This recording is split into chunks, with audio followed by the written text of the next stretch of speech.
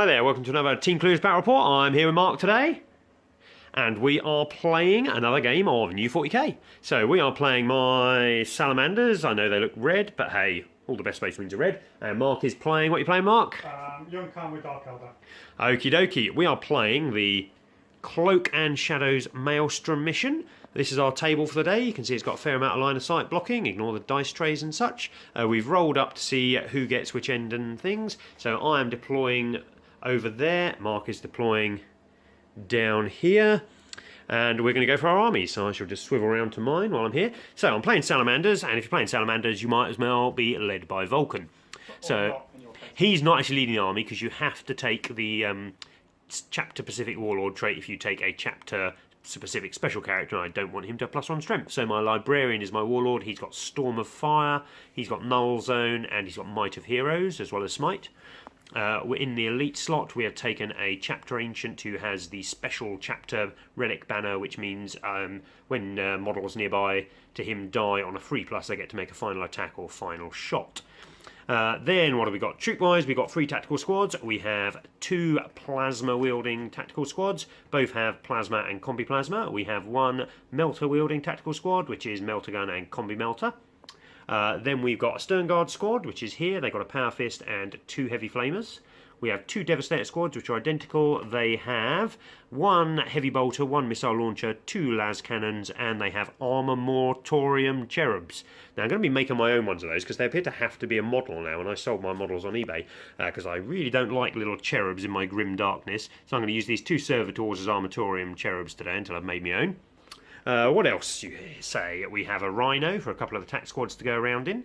I'm taking a couple of Land Speeders today. They've got Multi-Melter and Heavy Flamer. They're quite thematic for Salamanders, and they give me a bit of speed around the board.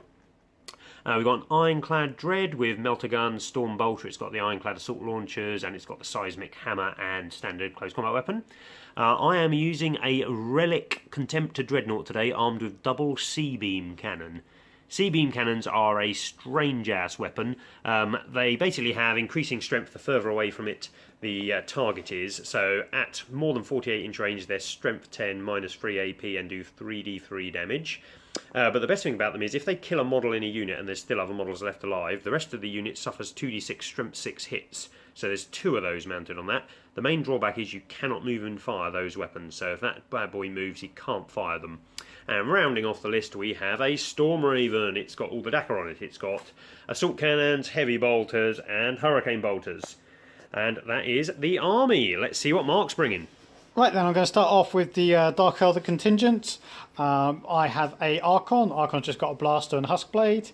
I've also got a Succubus with a Architect Glaive, and I'm going to go for the +1 attack strug. I have 2 doggies. I have a Raging Jet Fighters with 2 Disintegrator Cannons. 3 Carabalite Trueborns, all armed the same, so they've got a Blaster in there, and they've got the Agonizer on the leader. 2 Venoms with dual cannons. A Radar with a Dark Lance. 2 Ravagers. And then I have a HQ Command Detachment, which has the Yonkran. I have a Farseer. I have a Warlock. I have 5 Wraith Guards with D-Sives. And a Eldar Wave Serpent with triple Shuriken Cannons. Okay, so this is our setup. So Mark has deployed down here. I had fewer units to set up, but this is a good point to say that we are playing this game after Games Workshop released the free match play rules that they intend to introduce with the... what's it called? That book they're bringing out? Chapter Approved. Chapter Approved book. So one of the rules is instead of automatically going first from deploying before your opponent, you get +1 on the roll to go first. So Mark and I have now rolled. Mark has won the roll, even though I got a +1. So Mark has first turn, but I will attempt to seize the initiative at the end of the video.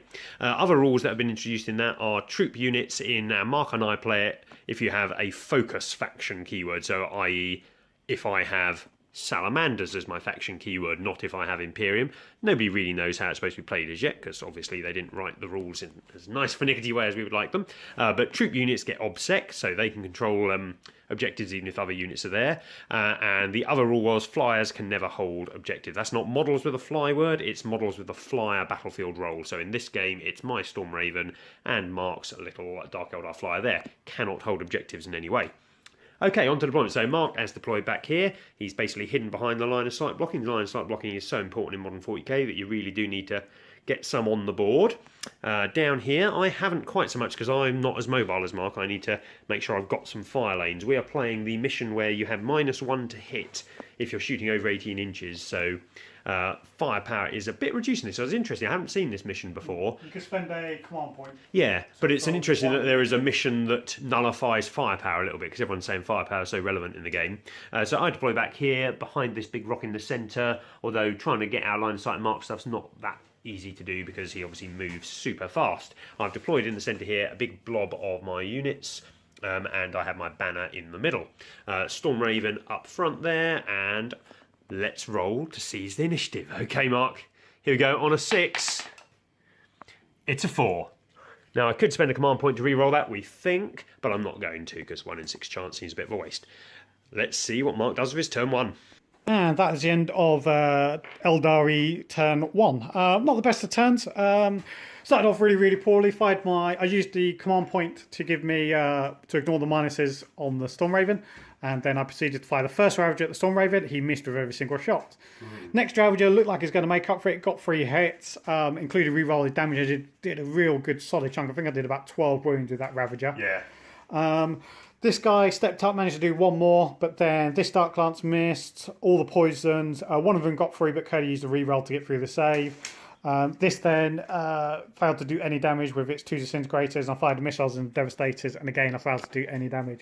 So the sum total of my turn is, unfortunately, all I've done is get this down to 1 hull point. So no first blood, no big devastating. So yeah, probably all in all a bad turn for me. I scored 2 victory points because I had supremacy, which is control any 3 objection markers. So I've got 5 down here. I've got 1, and then I've got 6. So we don't randomise, we just take the middle roll. So I got 2 victory points for that one, and end of my turn. End of Salamander turn 1.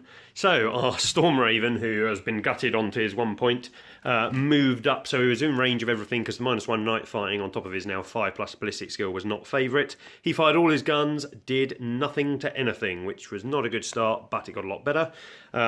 Both my multi-melters fired from the land speeders at the Ravager that was down here. I was on 5+ to hit because I'd moved and I've got a heavy weapon, and the night fighting because I was out of 18-inch range. But both managed to hit. I got 9 wounds through my 2 multi-melters, so that was really good. I then fired, just moving round. The Devastator squads were the stars of the show. The first squad highlighted the flyer up there and blew it out of the sky. And the second squad fired over at this and managed to take the last wound off it, so killed that, and also fired over at some of the Venoms, but the minuses to hit that the Venoms get all stacked up. There's so many minuses stacking up at this game at the minute that I'm really struggling to hit a range, so I need to get in a bit closer. But it's still good. I killed 2 strong units this turn. That's the other thing that fired. Over here. This one here has lost 6 of its hull points. What lost this 6 hull points, Mark? The Dreadnought fired its C-beam cannons and took 6 hull points off the one at the back, reducing it down. I didn't score any of my tactical objectives this turn because all of them were not really scoreable at this point of the game. So we are now over to Mark. I did get first blood. Right, end of my turn 2. Relatively straightforward. I killed the Storm Raven in the Psychic phase using Smite, which was pretty good. Then I doomed the Ironclad Dreadnought because it was quite dangerous in close combat. I managed to kill the Ironclad with basically all my sort of range attacks and stuff like that. This kind of freed me up to assault the squad down here. Brought them down to just a power fist, and the other Stern Guard squad was shot off by miscellaneous splinter fire that I had kind of lying around. I didn't unfortunately score any objective points, and Curly actually managed to score 2. He got 1 for holding this objective. 3, in fact. He scored 3 points, but has scored 2 cards. He had controlled this for 2 turns, which he's got for his land speeder, and for being wholly within my deployment zone for this guy still sticking around. 1 dude left. So yeah, that is the end of my end of turn Salamander turn 2. So this turn I moved Vulcan and the Libby down here, so they were in 6 inches of their bubbles for these things here. We then fired at this and took 5 hull points off with heavy flamers. We fired the multi-melter from one of them, and I used the command reroll to kill the Ravager that was over there. Up here, this was the thing that actually did most of the whole points. That Heavy Flames didn't do a whole lot. Then we fired all of our Devastators at the 2 Venoms and got a total of 1 hull point. It wasn't good rolling.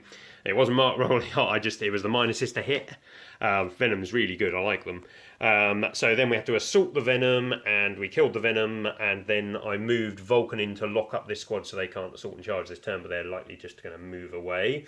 And the Libby and the Powerfist dude are hiding down there. I moved this up, didn't really contribute much though, and that was my turn, but I scored 2 more VPs for killing one of Mark's models and for holding the line back there with my squads. That was turn 2 for me.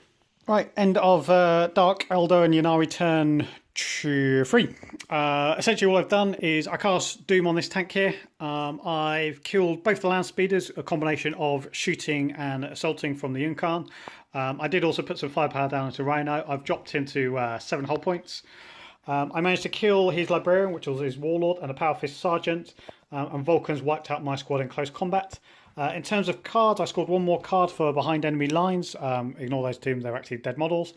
He has nothing in my deployment zone. I have obviously 3 units quite comfortably. So I currently have 6 points, and Curly at the start of his turn 3 has 6 points also. End of Salamanders turn 3. This was not a good one. I fired all the Devastators there at that. Did it 2 hull points? No, you've taken it to 2 hull points. Oh, I've taken it 2-2, so I did it 4 hull points. That was all of those, all with rerolls and everything. 2 hull points. This guy fired down at the Wraith Guard, did nothing. I fired all my plasma at the Wraith Guard, killed 2 of them. Yeah, for your plasma did most of that. Yeah, and then heavy bolt was killed. I killed 2 of those. Killed both my plasma guys from this squad because I overcharged them, and they rolled 1s and then re-rolled into 1s. And that was it. We then assaulted with Vulcan, failed all of my wound rolls, and did 1 wound to that, and that was it. Really, really bad turn. I think that is the turning point. We're going to see what Mark can do this turn, but I suspect he'll eat all of this. End of Dark Eldar turn 4. Essentially all I've done is... Basically all I've really done is killed Vulcan this turn. I think that was it. That was grandson on my turn. Killed Vulcan and killed the 5 guys up here. I killed 1 guy down there. I scored 1 victory point for killing a character, so the scores and duels are still 7-7, and it is now Stark Curdy's turn 4. Okay, end of Salamander turn 4. What happened this turn? I finally killed the Venom. All cheer, yay! Fired both my squads over there, killed that, and I split fired and did 4 hull points to this with some las cannons.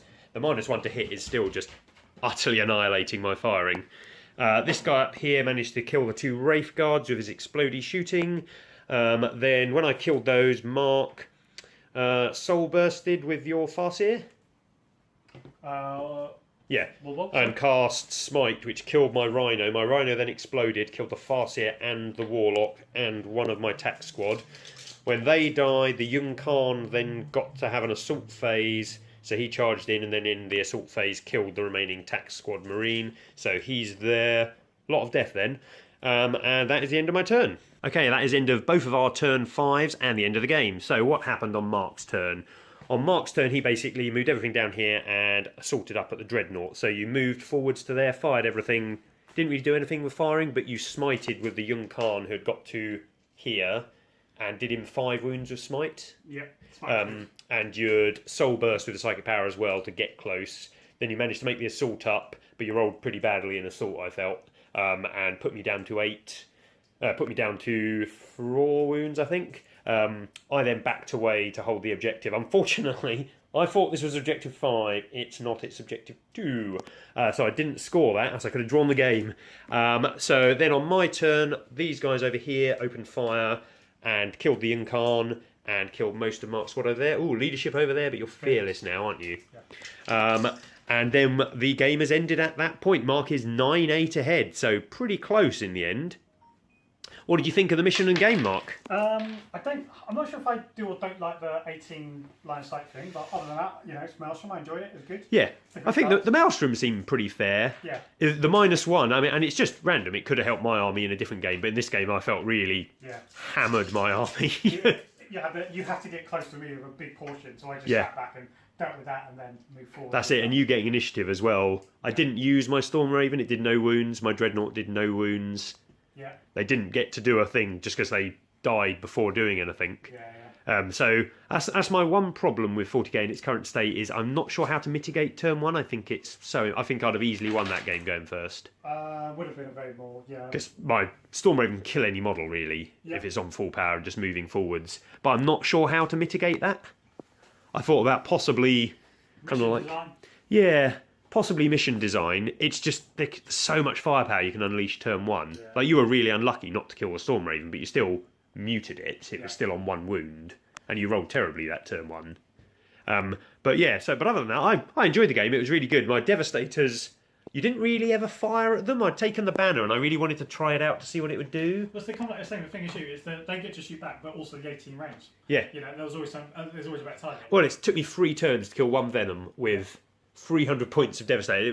My rolling was shocking at that point. They were a little bit worse because you're over 18, and I was shooting them because of the same detail. Yeah, so that's it. It was just really bad. And they were kind of like the linchpin. That kind of like section was the linchpin of the army. The rest was supposed to move around it, but because they just couldn't accurately kill anything. This guy up here, I'm interested in his guns. He didn't really get any prime targets. There were no units to fire at ever. He fired at a unit at 2 Wraith Guard. Really, really scary, but yeah. Again, he suffered from the -1. He's supposed to be a 2+ to hit rerolls. Yeah. But it's a 3+ to hit, makes it a lot less reliable. Yeah. And the fact that he can't move. It was mainly, I think, mobility that won you that. Yeah. I was able to get a ball back. Yeah. The young guys. And that's the thing with the Eldar, isn't it? It's their mobile, that's their trait. Yeah, they're meant to be a glass. This guy is amazing. Yes. Utterly absurd. The amount of aura bubbles he's got. What did he do? He made you... He makes you fearless within 6 inches. He gives you feel no pain within 6 inches. He gets wounds back within 7 inches. He's obviously got the soul burst mechanic. Yeah, he's got smiting. He was making everything re-roll to 1 within distance of him as well. It was just incredible model. Yeah. How many points is he? 300 points. Yeah, so everything's incredible, but 300 points is a big price to pay, but I think easily worth it. The mobility and the of course, the kind of the sneakiness it gives to your army. The fact you can move those bubbles around. Say I kill something, you can move to that thing and enhance everything nearby it. Brilliant. You have no control of where he first appears. No, that is the issue, because I killed your fighter over there and you put him there because you want him on the board. He's got so much stuff. But yeah, really interesting model, really interesting. I was far more impressed with the Dark Eldar stuff than I was the Eldar stuff. That Wave Serpent did feff-all. Yeah, I was happy enough with the Wave Serpent stuff. I mean, Wraith Guards aren't alright, but they just took a while to get into range, and then you obviously... The Wave Serpent just seemed to lack teeth to me. The Shuriken Cannons, I know they don't get the negatives hit, but they don't really do a lot. But again, it may have been that there wasn't prime targets. It's durability, and it gets the Wraith Guard into range. That's what they're there for. The Wraith Guard were scary. They were good. They're much better in close combat than I expected. Yeah. Just base Wraith Guard fists do D3 damage. Strength 5, D3 damage, -1 AP. It's just good. I didn't really get to use kind of like the Vulcan bubble in the middle. Everything was supposed to get out. It felt like you used them. Not really, because I didn't get to use either of the attack squads. Yeah. And you're supposed to kind of like move in with the other things, and the Dread gets all the rerolls from him as well.